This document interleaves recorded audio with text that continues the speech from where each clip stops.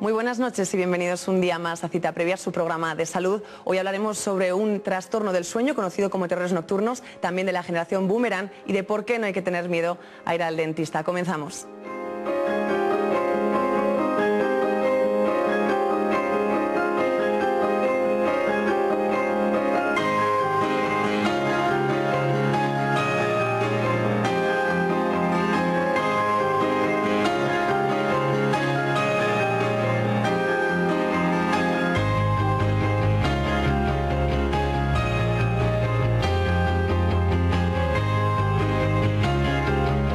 Damos la bienvenida a Joaquín Terán, muy buenas. Hola, buenas noches. Jefe de la unidad del sueño.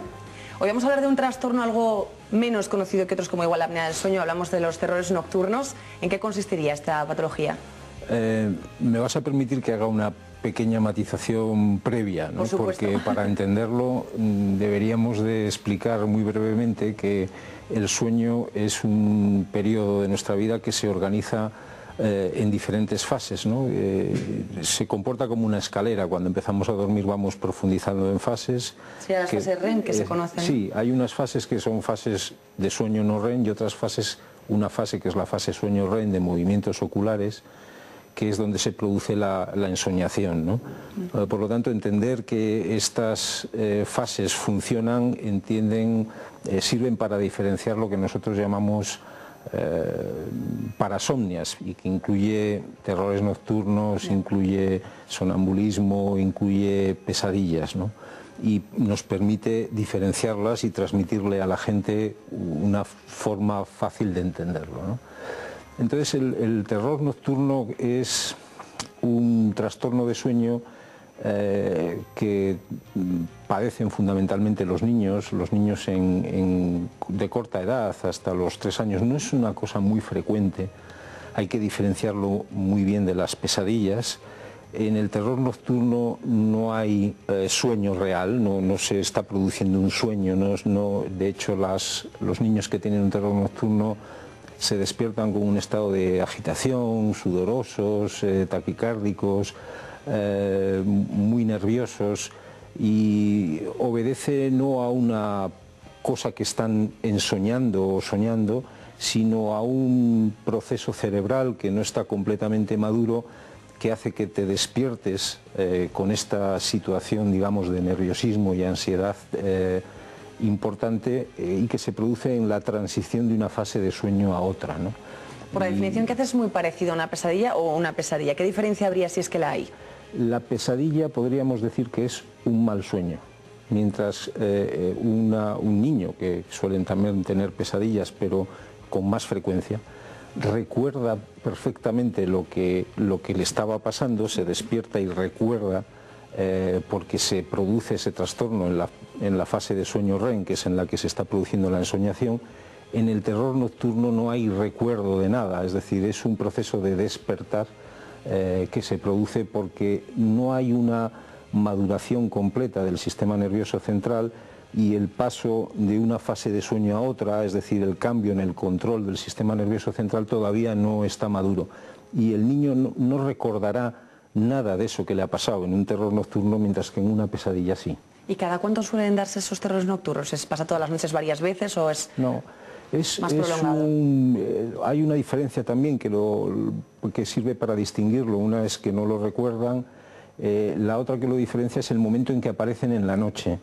Mientras que las pesadillas suelen aparecer ligadas al sueño REM, que se produce cada 90 minutos más o menos en una noche normal, y por lo tanto aparece al final de la noche, los terrores nocturnos es un fenómeno que se produce más al principio de la noche. Es muy esporádico, es muy infrecuente y desaparece, y sobre todo hay que transmitir bien el concepto de que no significa una enfermedad, que es en la mayor parte de los casos un proceso de evolución y de maduración del sistema nervioso central. O sea que sí que hay una causa y tan pronto como aparece, desaparece. Sí, hay una causa que es la maduración. Por eso se producen niños muy pequeñitos, y eso va a desaparecer en la mayor parte de los casos. Es muy infrecuente, y hay que entender esta diferencia. Es decir, el mensaje más importante sería que los padres, o si hablamos de niños, entiendan perfectamente bien que un terror nocturno necesita no de un comportamiento de angustia, sino de tranquilidad, de sosiego, de no despertar al niño, porque si lo despiertas el estado de confusión y de agitación va a ser mayor, es decir, hay que tranquilizarlo y después tomar alguna serie de medidas previas durante el día, ¿no? ¿Cuáles serían esas medidas? Pues es importante el mantener unos ritmos de sueño muy estables, no sé si rígidos es la palabra, ¿no? Pero no prolongar mucho los horarios. Es necesario intentar explicar también que no pasa nada, ¿no? Que es una cosa prudente y sobre todo entender que no significa tener una enfermedad en la mayor parte de los casos, ¿no? ¿Y cómo puede afectar en el descanso del niño de cara luego a aguantar el día a día? No afecta, no hay tanto, ¿no? ninguna consecuencia, así como en las pesadillas, que suelen ser incluso más frecuentes y recurrentes, como se fragmenta el sueño porque el niño se despierta, sí que puede llegar a tener repercusión en el sentido de cansancio. En el caso de los terrores nocturnos, no. En las pesadillas lo que se traduce es situaciones que has vivido durante el día. Por ejemplo, hay un ejemplo bastante típico ahora de pesadillas, bueno, hay muchos, ¿no? Pero hay uno que se produce mucho en gente joven, en niños, que está ligado, por ejemplo, al empleo de los videojuegos, sobre todo estos sistemas en los que se juega en red, con juegos muy reales, donde de disparos y de tal, ¿no? Y que eso lo integras luego por la noche y haces un sueño basado en eso, pero con contenido no agradable, ¿no? Por ejemplo, evitar eso en las pesadillas es importante, ¿no? En cualquier cosa estamos ante parasomnias, ante fenómenos que, hombre, si se repitiesen mucho necesitan de una valoración en una unidad de sueño, ¿no? Digamos, por lo que dices, se acaba pasando, tampoco implica que el niño no acabe de descansar, por lo tanto igual tampoco hace falta tratamiento. Generalmente no necesitan ningún tratamiento, el tratamiento es que se entienda bien lo que está pasando, es decir, explicar cuál es la diferencia entre este fenómeno que es la pesadilla o el terror nocturno o otros episodios que llamamos de contracciones hípnicas en las fases iniciales del sueño, diferenciarlo del sonambulismo también, diferenciarlo de la parálisis de sueño, de toda una serie de trastornos de sueño que parece que pueden tener una expresión clínica similar, pero que son cosas diferentes. Hablabas ahora, por ejemplo, de sonambulismo, que es un trastorno algo más común. Sí. ¿Cómo cuánto de común? ¿Es muy frecuente y además en todas las edades o también en niños? Es frecuente, sobre todo en niños, también en edades mayores. La interpretación desde el punto de vista de enfermedad es diferente si es en personas más adultas y se repite mucho que la que tienen niños. Es frecuente y es también un trastorno de sueño benigno hasta el punto de que si no es muy frecuente no precisa tratamiento. Muchas veces lo que hay que hacer es evitar que se haga daño a la persona que sonámbula, ¿no? Porque el sonambulismo se produce en fases de sueño donde hay tono muscular y por eso te permite incorporarte y tener actividad y salir y caminar. Los sonámbulos van con los ojos abiertos, aunque su percepción visual es diferente, no tiene nada que ver con la percepción visual durante el día y en general es un fenómeno que se pasa también con la maduración del sistema nervioso central, es decir, que no entraña riesgos. Hay mucha literatura escrita también sobre si hay que despertar o no despertar. Esa es la gran pregunta que te quería hacer. ¿Hay que despertarlo, se corre en peligro o no? ¿O podemos estar tranquilos que no pasa nada? Riesgo de que le pase algo porque le despiertes, algo quiero decir que le dé un shock o que le dé no sé, en Burgos dicen una vuelta, ¿no? O le dé algo así, ¿no? Pues esto realmente no. Lo que sí es el riesgo de que no entienda nada cuando le despiertas, porque está en una fase tan profunda de sueño que lo único que va a encontrarse es confuso, desorientado. Sí, incertidumbre que ha pasado, ¿no? ¿Qué ha sucedido? Es mejor, por lo tanto, recomendar acompañar al sonámbulo a su habitación, a su cama, que se quede tan tranquilo y al día siguiente además no va a recordar nada de lo que ha pasado, ¿no? Es decir, salvo que se haga daño. Por eso sí que a veces hay que tomar medidas preventivas, ¿no? Joaquín, nos quedamos sin tiempo. Si te parece, acabamos finalizando con una invitación para que vengas otro día a hablar de sonambulismo con algo más de tiempo. De acuerdo. Muchísimas gracias por todo. Gracias a vosotros. Ahora continuamos. Les voy a dar unas pautas para que no tengan miedo a ir al dentista. Seguro que muchos quieren escucharlas. El miedo radica en la falta de confianza en el tratamiento y en las manos en las que nos ponemos, pero si nos aseguramos de que nos traten profesionales, la falta de confianza desaparece. No todas las clínicas dentales son iguales, por lo que podemos sentirnos más seguros si nos informamos sobre cuál tiene odontólogos más formados y que trabajan con la última tecnología. Así, ya podríamos olvidar el miedo a ir al dentista. Hay implantólogos que cuentan con muchos medios e implantólogos que cuentan con más medios. Nosotros en principio en implante votamos desde contar con el medio más simple hasta el más complejo. Es decir, no hay nada que implante no tenga ahora mismo en el mercado. De esta manera se aseguran en implante tratar todo tipo de patologías, escogiendo siempre el tratamiento que mejor se adapte a las condiciones del paciente. Para ello se han hecho con el instrumental, maquinaria tradicional y con lo último en el mercado. Nosotros tenemos un tipo de radiología digital en la cual al paciente se le va a someter a menos dosis radiológica. Tenemos un escáner, un TAC dental. Esto pocas clínicas lo hay. Además, ese escáner dental, en ese modelo hay otros dos en toda Castilla y León.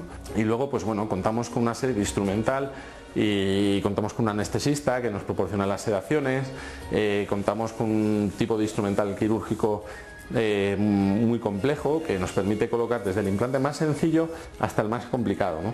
Porque queremos que cuando cojamos a un paciente lo que queremos es tener la responsabilidad que ese paciente va a salir en condiciones y la responsabilidad de darle un servicio posterior.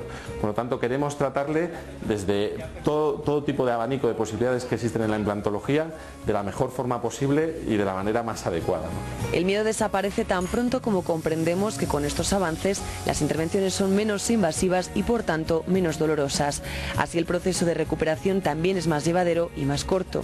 De hecho, había patologías que hasta hace poco no podían ser tratadas, pero gracias a las novedades en el mundo de la implantología existe ya una solución para su problema. Estos avances han tenido un montón de repercusión.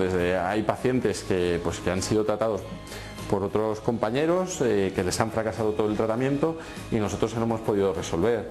Hasta repercusiones muy positivas desde el punto de vista que un paciente con depresión, que es incapaz de ir al restaurante, que es incapaz de tener una comida en sociedad, pues te dice, mira, por fin ya ayer fue el primer día que fui al restaurante, me puedo acomodar, ¿no? Sobre todo somos una clínica de servicio social en el cual consideramos que nuestro tratamiento lo que hace es de mejorar la calidad de vida de los pacientes y desde ese punto de vista pues intentamos dirigir nuestra consulta. Y es que aunque no sucede en todos los pacientes, los problemas bucodentales pueden desembocar en falta de autoestima, llegando en algunos casos incluso a pacientes con depresión. Estas personas acaban por reducir o incluso acabar con su vida social. La mayor parte de ellos han perdido muchos dientes o se sienten incómodos con las prótesis removibles. Hay personas que, bueno, pues aunque le falten todos los dientes, no tienen una merma de autoestima. Es lógico que si tú vas a un sitio a comer con unos familiares o una reunión de trabajo y te tienes que levantar cada 5 minutos porque se te ha metido un trocito de comida entre la prótesis y tu encía y cada vez que muerdes te haces daño, pues es lógico que no estés cómodo. Y si eso lo haces un día, pues igual no pasa nada, pero imagínate las 3 comidas de cada día durante 365 días, un año, otro y otro, pues evidentemente nos tiene que mermar nuestra autoestima. Pero afortunadamente existen tratamientos que van a poder resolver este problema de una manera más que satisfactoria. Si queremos dejar a un lado el miedo a acudir al dentista, lo mejor es asegurarnos de que podemos confiar en el equipo de profesionales que trabajan en nuestra clínica dental. Pues una clínica, una consulta bien estructurada, una consulta que te hacen todas las pruebas, una consulta en la cual las personas que te tratan te das cuenta que son profesionales que están acostumbrados a hacer el tipo de tratamiento al que te vas a someter y te das cuenta que existe una coordinación entre ellos y te das cuenta que el tipo de implante que te van a colocar es un tipo de implante bueno, que no intentan buscar el beneficio económico, sino intentan buscar la solución para el paciente y después lo demás vendrá seguido. Con los nuevos avances y la alta formación con la que cuentan hoy en día algunos dentistas, ya no hay por qué tener miedo, tan solo tenemos que cerciorarnos de que estamos en las manos adecuadas.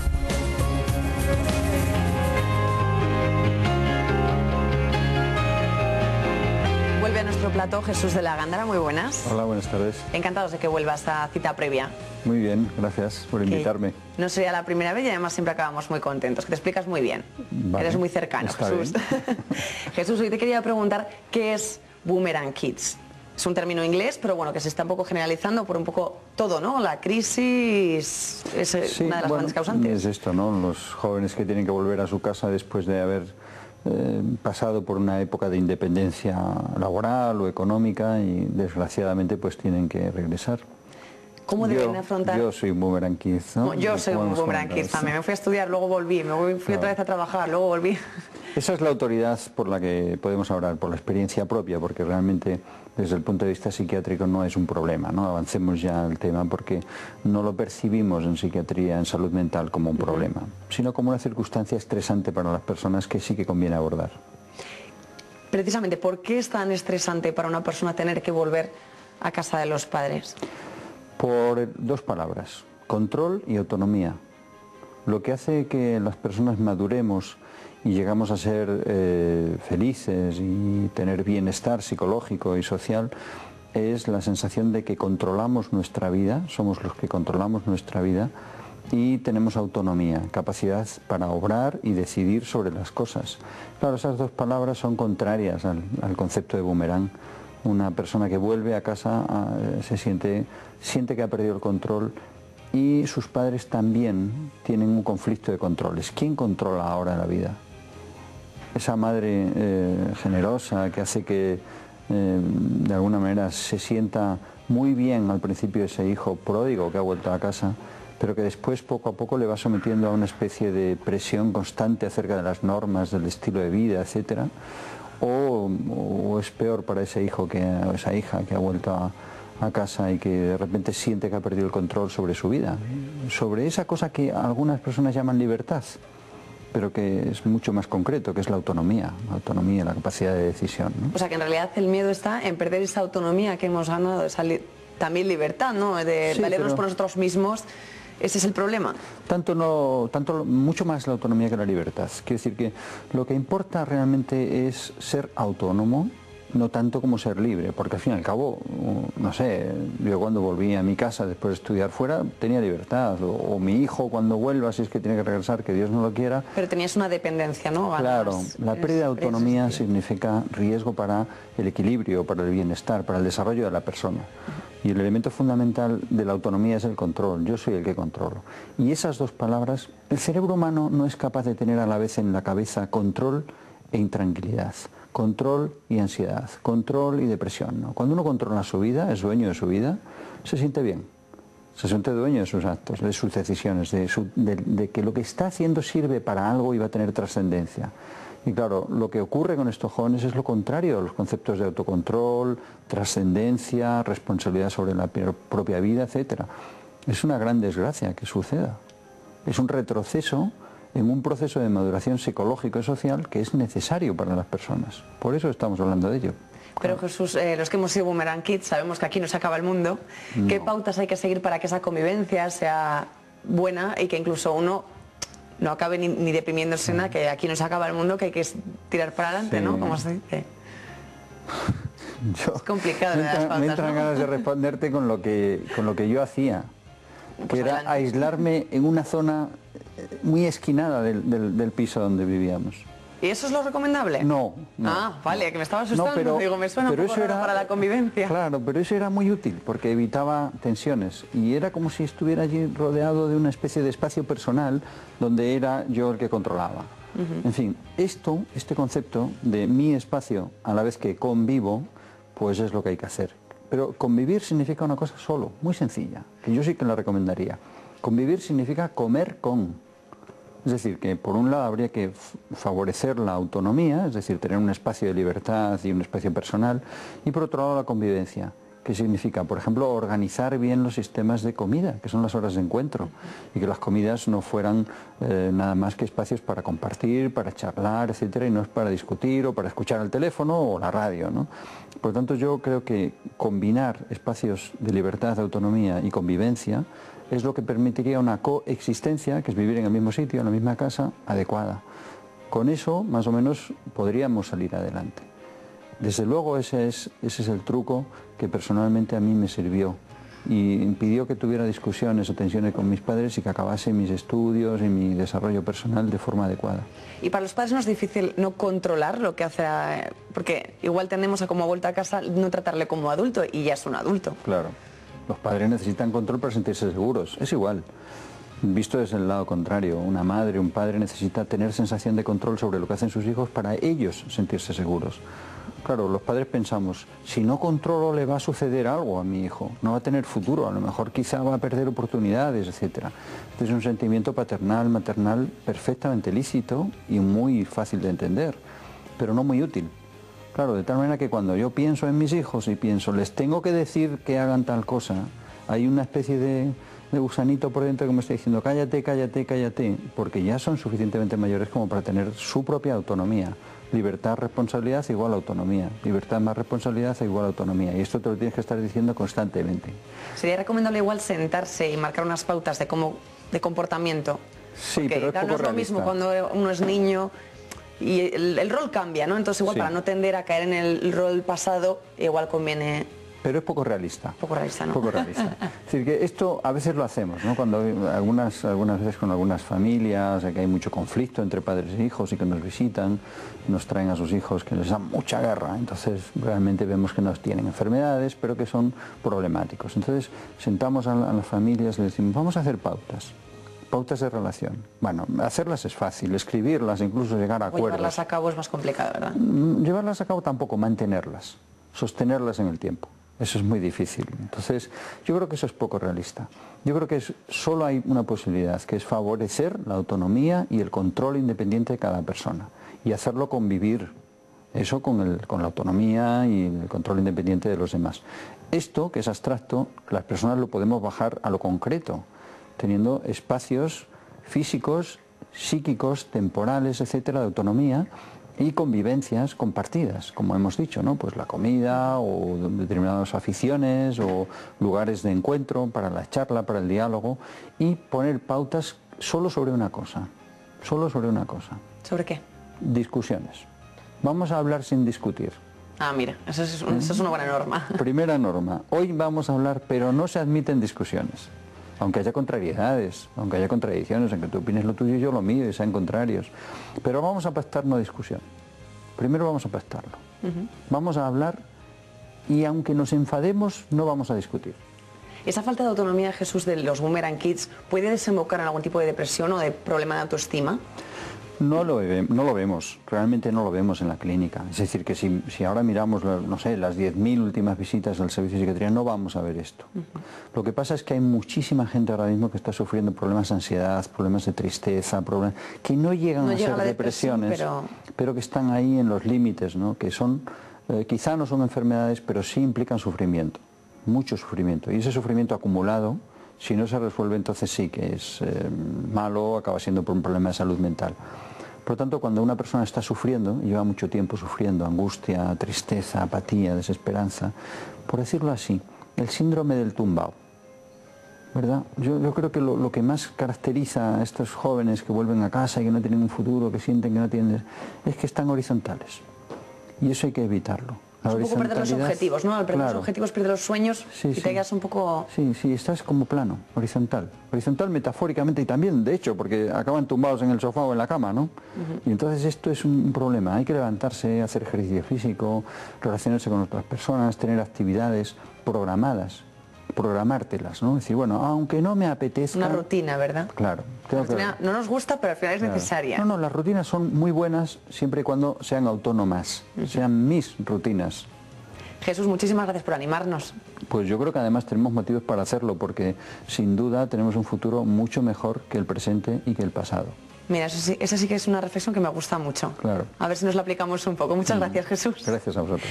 Nosotros continuamos en tan solo 10 segundos con Pilar San Martín.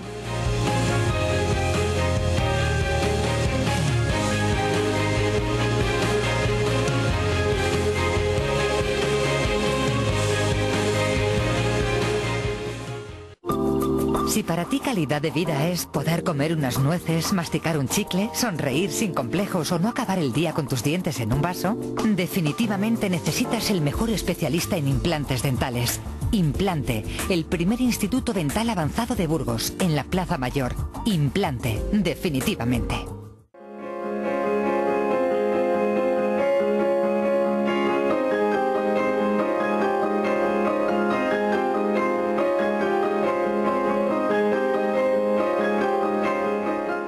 Cita previa, @rtvcyl.es. A ese correo nos pueden mandar cualquier consulta que nosotros enseguida se la contestamos. Bueno, más que nosotros, Pilar. Muy buenas. Hola, buenas, Carmen. Encantados de tenerte de vuelta. Muchas gracias, lo mismo. Un pequeño receso que tenemos que darte también algún día de descanso, que somos muy pesados. Pilar, hoy comenzamos con una pregunta un tanto complicada, a ver si me sale el nombre. Es una persona que le han diagnosticado preeclampsia y nos pregunta que qué es. Bueno, la preeclampsia es una complicación médica en el embarazo. Suele suceder a partir de la semana 20 más o menos, aunque es más frecuente más adelante, a partir de la 30 o así. Y hay varias cosas que caracterizan a la preeclampsia, que es la hipertensión arterial, los edemas, la hinchazón en la cara, en los brazos, en las piernas y luego la pérdida de proteínas por la orina. Es una situación a tener muy en cuenta y hay que controlar mucho porque puede haber problemas graves. O sea que fácilmente en un chequeo el pediatra, vamos, el ginecólogo. El ginecólogo nos lo veía. Sí, porque en todas las revisiones se toma la tensión a la mujer, que es una de las primeras cosas que se nota, una tensión alta. Pero no todas las tensiones altas son preeclampsia tampoco, pero siempre es algo que se tiene en cuenta, sí. ¿Puede correr riesgo el bebé? Puede correr riesgo. Pero bueno, enseguida se diagnostica y enseguida se pone remedio. Y bueno, el remedio es el parto, es que nazca el bebé. Entonces el problema es que el embarazo no sea muy avanzado y el bebé no esté muy desarrollado y haya que madurarlo o haya que esperar un poquito. Pero bueno, la enfermedad se acaba cuando nace el bebé. Bueno, tranquilidad, que eso es casi bueno que el bebé llega ya, ¿verdad? Sí. Pida, la siguiente pregunta es: ¿para qué sirven las donaciones de sangre de cordón umbilical? Bueno, hace tiempo la sangre del cordón umbilical y la placenta, el cordón umbilical se tiraba, se desechaba, pero se descubrió que en esa sangre hay muchas células madre. Las células madres son capaces de especializarse en otras células sanguíneas. Entonces, en vez de utilizar tanto los donantes de médula ósea, pues es más fácil recoger esas células y poder utilizarlas en caso de personas que tienen enfermedades crónicas, como puede ser, por ejemplo, una leucemia. Las células madres están utilizando muchas más cosas, pero principalmente pues era para este tipo de patologías. Entonces, bueno, pues se puede donar la sangre, se guarda en unos bancos y se tiene pues un registro de toda la gente, de todas las células madres para ver la compatibilidad con los posibles receptores. ¿Y cualquiera puede donar este tipo de...? Cualquier embarazada, con un embarazo normal, una mujer sana, puede hacerlo, sí. Vamos, como cualquier donación prácticamente, ¿no? Una donación normal de sangre también es cuestión de pasar unos pequeños requisitos, sana, pero sí. Prácticamente todo el mundo, de acuerdo. La siguiente pregunta es: ¿qué es una gastritis? Algo bastante común, ¿verdad? Bueno, una gastritis es una inflamación de la mucosa del estómago.